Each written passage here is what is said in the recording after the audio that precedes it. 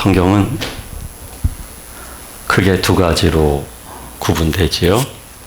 하나는 구약이고 또 하나는 신약이 되겠습니다. 구약은 신약의 성취 내지 완성될 것에 대한 그림자라고 말할 수가 있어요. 구약시대 때는 사람이 범죄를 하게 됐을 때 용서받는 방법은 하나님이 제시해 주셨던 5가지의 제사 방법이었습니다. 여기서 특이한 점은 죄는 그 결과가 사망이기 때문에 피 흘림이 있어야만 사죄를 받을 수 있다는 것이에요. 그래서 흠없는 짐승을 잡아서 각을 뜨지요. 피를 흘리게 되고 그 짐승은 마침내 죽습니다. 사람의 죄 대신하여 죽은 것입니다. 구약의 율법으로서 하나님께 속죄받는 제사의 방식이었던 거죠. 그러나 이 제사는 완전한 제사가 아니에요. 용서와 사죄가 한계가 있다는 얘기이며 인간이 범하는 죄는 그 이상이고 집요하고 용서받을 수가 없다는 말씀입니다. 그래서 그 제사는 모형이라고 한다면 신약에 와서 제사는 예수 그리스도를 통해서 성취된 제사 방법인데 예수님이 어린 양으로 오셔서 피를 흘리시면서 돌아가십니다. 완벽한 제사이죠. 인간의 모든 죄를 씻어주고 정결케 할 수 있는 제사, 예수 그리스도의 죽음 그리고 부활이라고 말을 할 수가 있는 것입니다. 그러므로 신약에 살고 있는 모든 성도는 구약에서 말하고 있는 율법적 제사를 통해서 사죄를 받는 것이 아니라 예수 그리스도를 통해서 사죄를 받는 것입니다. 어떤 분이 자신이 생각할 때도 잘못했다는 생각이 들었습니다. 그리고 제게 말씀하셔요. 목사님, 한 가지 잘못했으니 내가 2가지 선한 일을 하면 용서받지 않을까요? 라고요. 그런데 말이죠. 100가지 선한 일을 한다 할지라도 또는 10,000가지 선한 일을 한다 할지라도 선한 일 통해서 사죄 은총이 주어지지는 않는 것입니다. 예수 그리스도를 믿을 때 그보다 더한 죄도 용서를 받는 것입니다. 예수 그리스도의 죽으심에 그리고 속죄의 능력이 우리를 구원하신다는 말씀이 되는 것입니다. 그래서 더 이상 구약에서 말씀하고 있는 율법적 의식이나 제사 방식으로 하나님을 섬기는 것은 아니에요. 그러나 중간 시대 때, 즉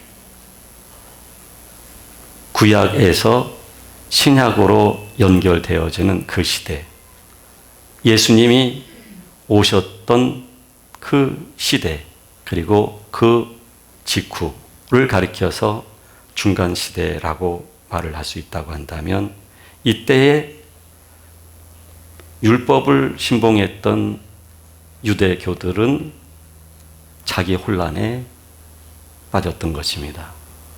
이들이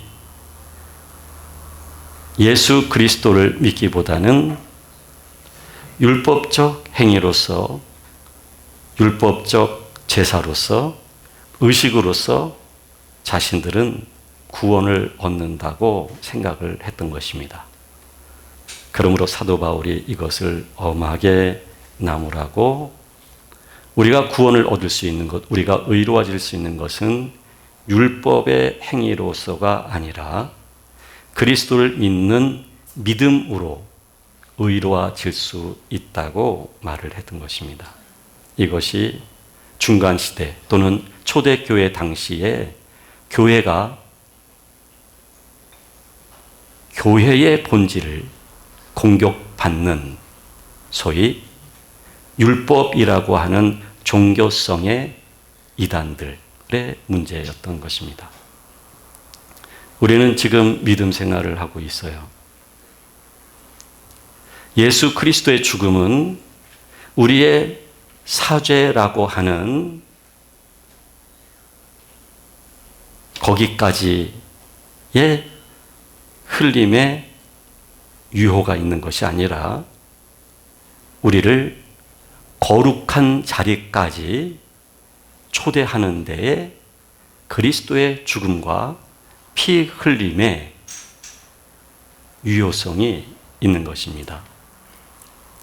거룩성이라고 하는 것은 하나님 아버지와 온전한 연합을 의미합니다. 거룩은 그 본질이 하나님이기 때문입니다. 하나님 존재 자체가 거룩이기 때문이에요. 따라서 우리가 하나님 안에 들어가서 하나님의 존재와 연합된 존재로서의 변화가 일어날 때 비로소 하나님이 거룩하신 것처럼 우리 또한 거룩하게 되는 것입니다. 이렇게 우리를 부르시고 사죄 은총을 통하여 거룩한 자리까지 우리를 이끌어 가시는 분은 이끌림을 받는 사람의 주체와 의지에 달려있는 것이 아니라 하나님 아버지의 주체와 주권에 의해서 하나님의 거룩함에 우리는 이르게 되는 것입니다. 그러므로 우리가 믿음 생활을 하면서 초대받은 자리, 그 자리는 거룩한 자리라는 것입니다.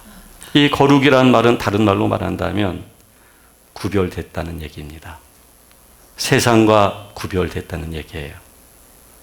세상 사람과 똑같이 우리가 생활 양식을 가지고 있다고 한다면, 그들이 살아가는 삶의 방식과 똑같이 우리가 살아가고 있다고 한다면 그것은 구별과 다른 얘기죠. 세상 사람처럼 똑같은 욕심, 똑같이 그것을 얻으려고 하는 마음, 그리고 그것이 삶의 목적이 되어지고 그렇게 되어진다면 우리는 똑같은 사람이 되어버린 거예요. 세상하고 하나님과 연합된 관계가 되는 게 아니에요. 똑같이, 상대가 똑같이 했기 때문에 나도 똑같이 한다, 이것도 구별된 게 아니에요. 그러니까 우리 주님이 하시는 말씀이 한쪽 뺨을 때리면 또 한쪽 뺨을 내밀어야 된다는 거, 이게 구별된 삶이에요. 한쪽 뺨을 맞고 한쪽 뺨을 대는 사람은 찾기가 그렇게 쉽지 않을 것 같아요. 네가 한쪽 뺨을 때렸으면 나는 두 쪽밤을 때려도 직성이 풀리지 않을 거예요. 구별된 게 아니죠. 구별이라고 하는 것은 그렇게 세상 사람과 똑같은 의식을 가지고 똑같은 방식으로 살아가는 게 아니에요. 세상 사람들은 소유의 행복을 찾는다면 우리는 그리스도 예수 안에서 그리스도의 사람으로 그 존재 됨됨이를 통하여 우리는 가치를 찾는 사람들이에요. 그래서 하나님은 우리들을 거룩한 자리까지 안내하시기를 원하시는 거예요.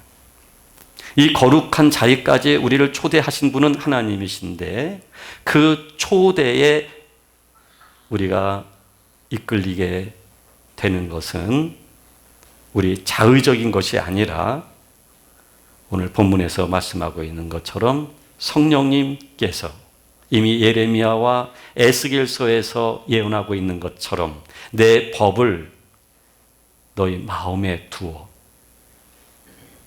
새 영을 우리에게 주시고 그리고 부드러운 마음을 갖게 하시고 하나님의 영이 우리 속에 계심으로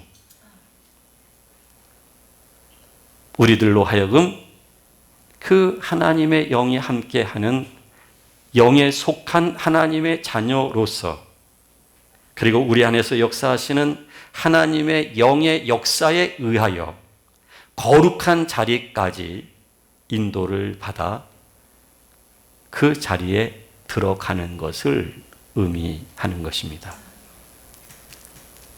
우리가 믿음 생활할 때 나타나는 방식이 있습니다. 예수님을 처음 믿었을 때 그리고 한동안 우리의 믿음은 내가 하나님께 반응하는 것입니다. 그래서 우리는 말씀대로 살려고 합니다. 교회라고 하는 문화가 가지고 있는 그 문화의 윤리를 우리는 따르려고 합니다. 그런데 그렇게 따름을 통해서 우리에게 달라지는 것이 분명히 있습니다. 세상으로 우리는 세상적인 방법으로 살았던 사람이었는데 우리 행동 양식이 달라집니다. 주일이면 교회를 오잖아요.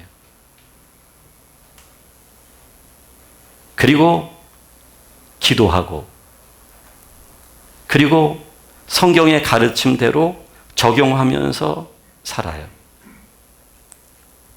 이것을 통해서 우리 안에 또는 우리 자아가 그리스도 없이 살 때에 구조화되었던 그것들이 새로운 구조를 띠기 시작을 합니다. 그건 분명히 변화입니다. 그거는 하나님의 사람으로 내가 살고자 하는 마음에 의하여 형태가 달라진 모습입니다. 행동도 달라지고 말씨도 좀 달라집니다. 의식도 좀 달라집니다. 그러나 우리가 그렇게 사는 삶이 구약에서 말하고 있는 율법을 쫓아 사는 삶하고 비교를 한다면 거의 비슷한 삶입니다. 율법대로 살아가는 삶. 법대로 살려고 하는 것. 말씀대로 살려고 하는 것.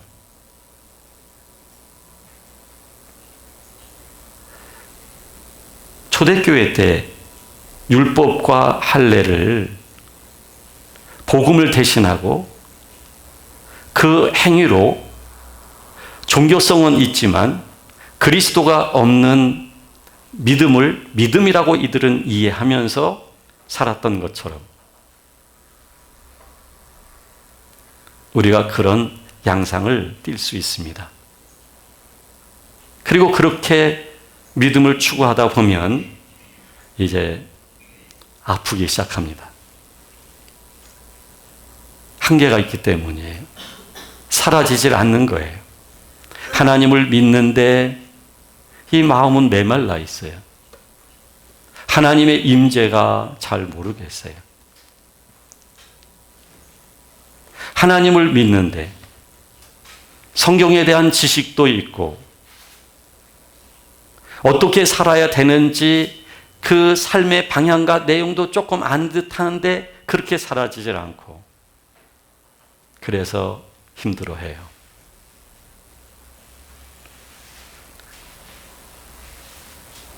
그러나 하나님은 거기까지만 우리를 인도하시는 분이 아니에요. 이제 하나님은 진정한 믿음으로 우리를 인도하기를 원하시는 거예요. 성경에서 말씀하고 있는 것처럼 온전한 믿음에 우리를 이르게 하시기 위해서 또 우리들로 하여금 더 세상뿐 아니라 이제 나 자신의 육적인 성향과 구별되어진 하나님의 거룩한 자녀로의 변화가 있도록 하나님은 우리를 인도하시기 시작을 하는 거예요. 그 거룩의 자리는 인간의 노력으로 도달할 수 있는 자리가 아니에요. 그래서 여기서부터 우리가 어떤 생각 갖느냐 하면 내가 힘든 거예요, 이제. 나의 자아가 문제가 되는 거예요. 내가 살기를 원하는 대로 사라지지 않으니까 이것으로부터 오는 자기 실망이 큰 거예요.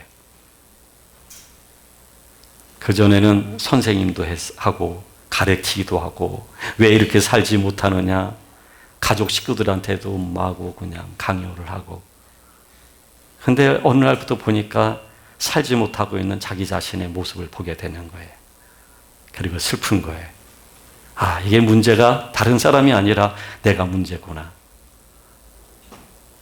너무너무 힘이 드는 거예요.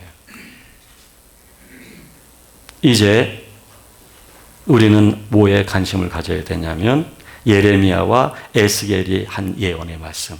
내 법을 너희 속에 두겠다는 것과 에스겔이 말하고 있는 것처럼 새 영을 너희 속에 두어라는 말씀.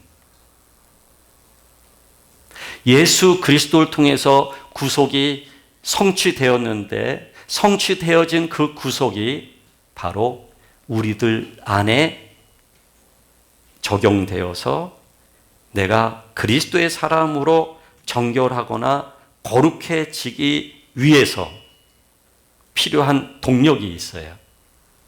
그거는 내 안에 하나님의 영이에요.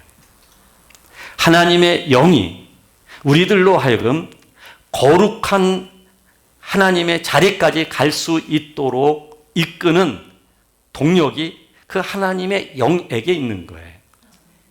하나님의 영이 우리 안에서. 이미 구약에 살고 있는 신자들은 말이죠. 오실 예수 그리스도를 바라보면서 믿음 생활을 한 거예요. 오실 예수 그리스도를. 그런데 우리는 오실 예수 그리스도를 바라보면서 믿음 생활을 하는 게 아니라 오신 예수 그리스도예요. 이건 매우 다른 거예요. 옛날에 그 삐삐라는 게 있었죠. 여기저기서 그냥 교회도요 삐삐 소리가 나요. 삐삐가 있어요. 근데 지금은 스마트 시대예요. 스마트. 그 안에 모든 세상의 정보를 얻을 수 있는 인프라가 다 그 안에 있어요. 그거 하나 하면 웬만한 지식 다 얻어요. 웬만한 쇼핑도 그걸로 해요. 앉아서. 대중교통도 몇 시에 차가 오는지 읽어요. 몇 시에 도착하게 되는지까지 다 그 정보를 다 가질 수 있게 되어져요. 이게 상상할 수 없는 일이에요. 구약 때는 마치 삐삐 정도 시대? 그런데 신약 시대는 이 스마트 시대예요. 우리는 실제 오신 그리스도 예수님을 그리고 오셔서 성령님이 우리 안에 오시고 우리를 인도하시는 그런 시대 속에 우리는 살아가고 있는 거예요. 그런데 우리는 자꾸 삐삐만 고집하고 있어요. 그냥 투지폰이다 그럴까요? 투지폰을 고집해요. 이게 뭐냐면 내가 자꾸 말씀대로 살려고 하는, 이거 필요 없다는 얘기가 아니에요. 필요하지요. 근데 그걸로 우리의 자아가 예수 그리스도의 십자가와 동시에 죽어서 처리되는 게 아니에요. 그러면 그럴수록 자기만 괴로움이 더해져요. 너무 괴롭다 보면 이 영적인 것과 이 심리적인 정서가 이게 순환이 안 돼요. 사람이 삐죽빼죽하게 되어져요. 왜냐하면 자기가 변화가 안 되니까. 그 변화되어지지 않는 자기 자아가 있다 보니까 괴로운 거예요. 주 안에서 기뻐하라고 했지만 기쁨을 잘 모르겠어요. 평화를 잘 모르겠어요. 외적인 신앙인으로서는 흠잡을 수가 없어요. 그렇게 주님을 말씀대로 살려고 애를 쓰는 거니까요. 얼마나 아름다운 마음이에요. 근데 여러분, 우리의 자아라고 하는 것은 그렇게 무너지지 않습니다. 그렇게 여러분들 한 분 한 분이 간단하고 쉬운 분들이 아니에요. 어떤 분이 그래요. 저 사람, 난 손들었어. 근데 정작 자기 자신은 모르는 것 같아요. 그 사람은 나를 보면 경기 일으켜요.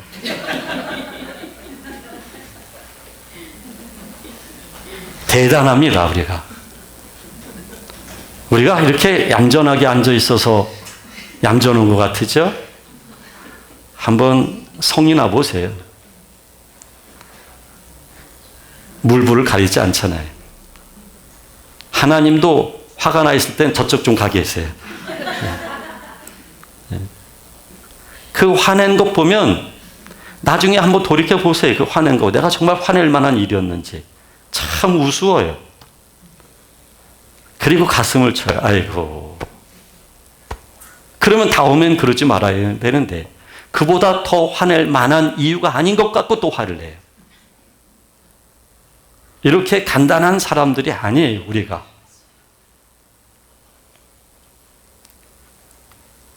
그런데 거룩으로 초대하신 분은 하나님이십니다.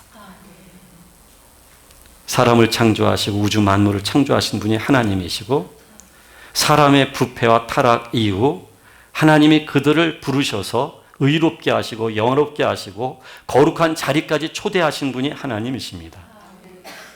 이스라엘 백성들을, 민족 공동체를 하나님의 백성들로 삼으시고 그리고 예수 그리스도와 성령님을 통해서 하나님의 자녀들을 중생의 씻음을 통하여 새롭게 하시고 그리고 이 세상 살면서 현재적 하나님의 나라를 경험하게 하실 뿐만 아니라 미래적, 내세적 하나님의 나라에 들어갈 수 있도록 이 모든 것을 준비하신 분이 하나님이십니다. 하나님은 모든 것을 드라마처럼 구속의 드라마를 그렇게 펼쳐오셨고 진행 중에 계시고 우리를 부르신 하나님은 그것을 완성하는 자리, 우리를 거룩으로 초대하는 자리까지 하나님은 우리를 인도해 가시는 분이십니다. 여러분들이 여러분들의 뜻대로 되지 않는 것 참 감사하게 생각하셔야 돼요. 여러분들에게 보이지 않는 손, 하나님의 구속사가 하나님에 의해서 여러분들에게 개입되었고 여러분들을 자극하기 때문에 그렇습니다. 그래서 지금의 모든 환경들을 하나님이 구속사라고 하는 그 드라마 속에 우리를 더 깊이 집어넣으시고 거룩이라는 자리에 온전히 들어갈 수 있도록 하기 위하여 하나님은 하나님의 방법으로 우리를 인도하고 계시는 거예요. 우리는 그 가운데 화가 난다고 소리를 질러요. 분노해요. 사느니 죽느니 그래요. 죽지도 못하면서. 죽겠다고 하는 사람이 있어요. 그래서 죽으려고 뛰어내렸어요. 그런데도 살아나 있어요. 내가 내 마음대로 안 돼요. 잘못되는 것도 내 마음대로 안 돼요, 여러분. 내가 망하려고 애를 써도 내 마음대로 안 돼요. 부자가 되려고 애를 써도 안 되듯이, 돈을 많이 벌려고 해도 안 되듯이,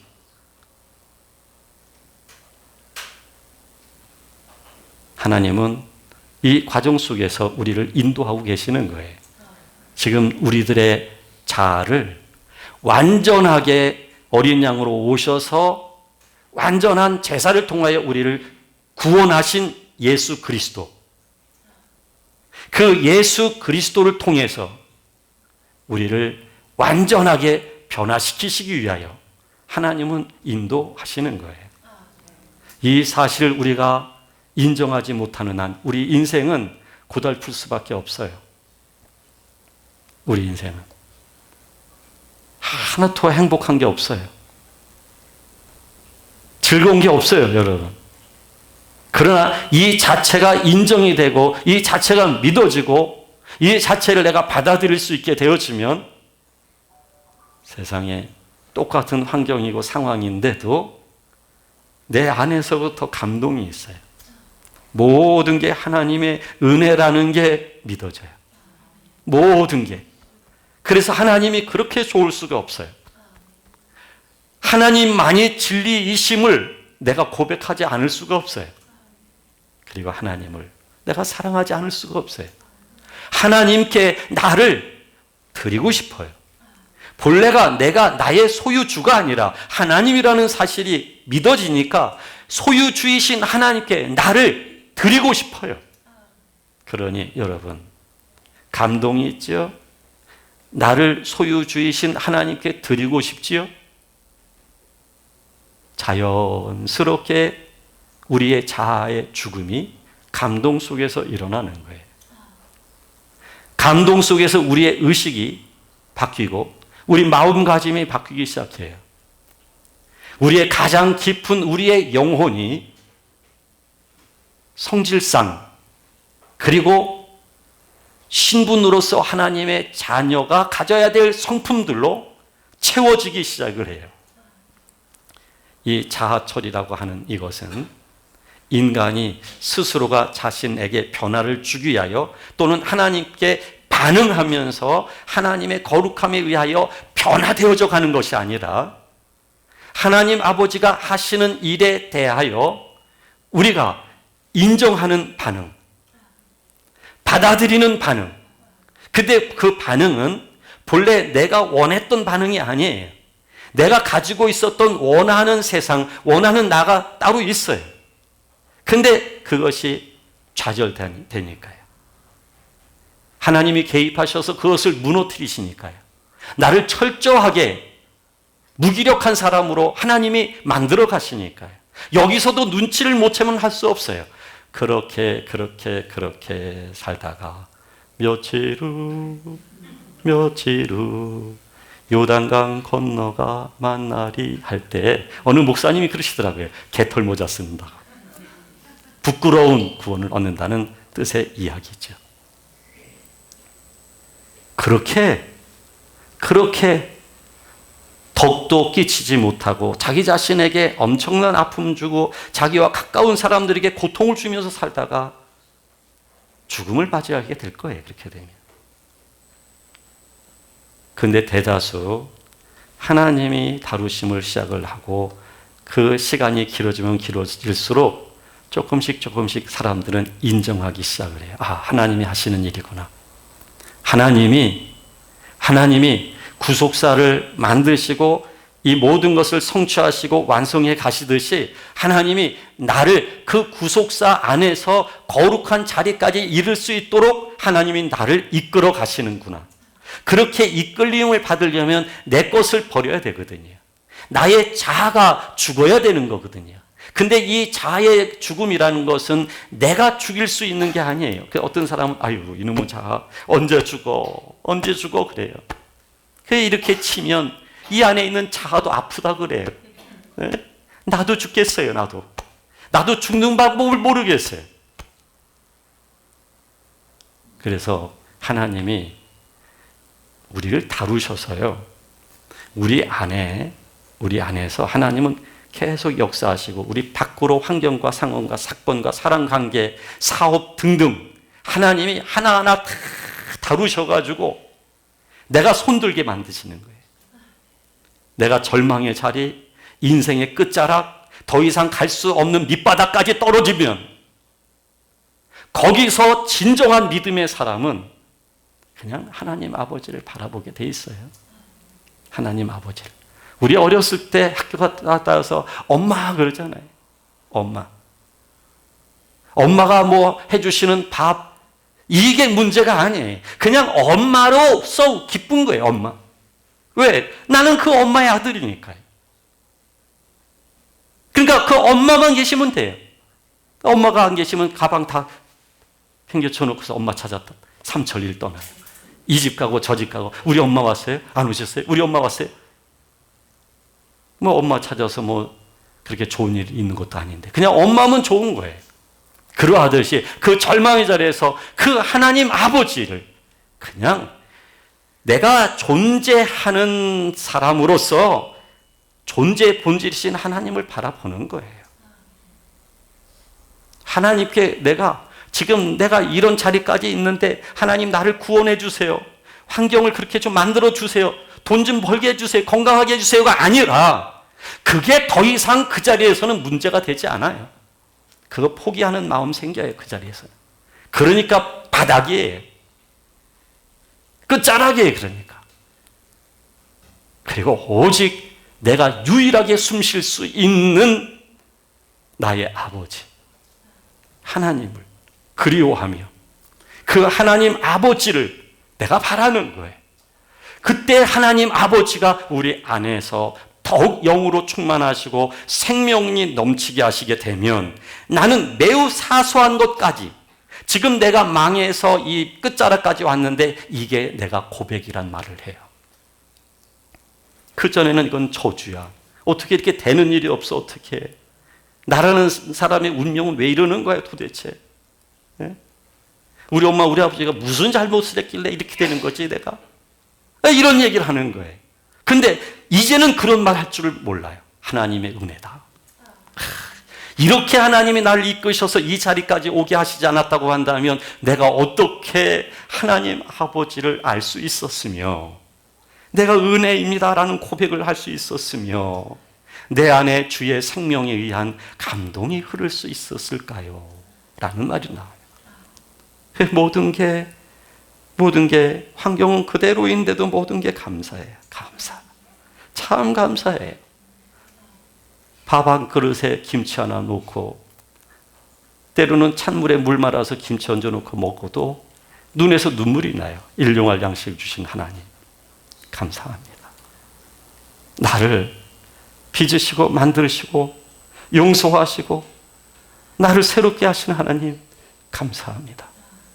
이 감사가 왜 생겼을까요? 하나님의 영이 우리 안에 계시고 하나님이 우리를 다루시면서 우리의 삶 속에 이렇게 인도해 오셨기 때문에 내가 은혜인 줄 알게 된 거예요.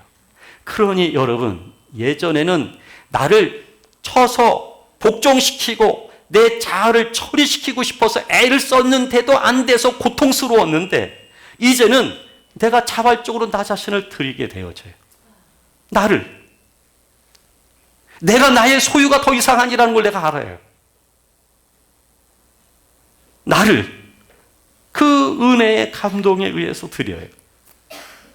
그러면 그럴수록 내가 한참 살고 보니까 옛날 습성이 없어졌어요. 보니까 그것도 내가 먼저 발견한 게 아니라 옆에 있는 사람이 아니 말씨가 좀 달라졌네요. 좀 달라졌어요 하는 얘기를 가만히 있어보자 보니까 내가 좀 달라졌어요. 내 안에서 역사하시는 이가 나를 달라지게 인도하시는 거예요. 그래서 여러분, 우리의 자아가요, 그 단단한 자아가 이게 조금처럼해서 이게 깨질 수 없어요. 근데 이것이 하나하나 균열이 가기 시작하고요, 우리 안에서 허물어지기 시작을 하고요. 더 이상은 옛날에는 그런 짓을 해도 양심의 가책이 없는데 이제는 아파요. 힘들어요. 하나님을 사랑하는 마음 때문에 그렇게 살고 싶지가 않아요. 그러니까 마음이 힘들어지는 이유가 이제는 아무 일 같지 않는 행동들이 아무 일이 아니라 이제는 예민하게 그 자체까지도 불편해요. 왜냐하면 내가 주의 소유와 주의 사람으로 이렇게 변화되어져 있다 보니까 주의 사람에게 어울리지 않는 마음, 행동, 삶들이 거북하고 부담스러운 거예요. 그러면서 이런 것들을 하나하나 주님에 의해서 버리기 시작을 하는 거예요. 하나님은 이렇게 우리를 인도하셔서요, 거룩한 자리까지 이르도록 하시는 분이에요. 저는 여러분들 자신과 싸우지 않기를 바라요. 여러분 자신과. 여러분들 안에 계신 하나님 아버지, 그 하나님 아버지는 여러분들의 가장 깊은 곳에 처소 삼아 계셔요. 예레미야와 에스겔이 예언했던 것처럼 새 영이 우리 속에 거하시면서 우리 안에 딱딱한 마음을 부드러운 마음 되게 하고 계셔요. 여러분들이 어떤 일이 생기거나 또는 어떤 일을 할 때 그것에 대해서 반응하는 게 뭐냐면 본래 내가 가지고 있는 생각, 마음이에요. 그냥 무슨 일이 생기면 쭈쭈쭈쭈쭈 하면서 내가 본래 가지고 있는 생각이 그냥 막 되어지고 그 방향으로 가려고 하잖아요. 이거는 겉사람이에요. 옛사람이에요. 근데 그런 옛사람의 모습이 이제는 둔해지기 시작을 해요. 그리고 우리 내면 안에서의 함께 하시는 하나님, 그 하나님의 사랑, 그게 우리 마음속에 채워지기 시작을 해요.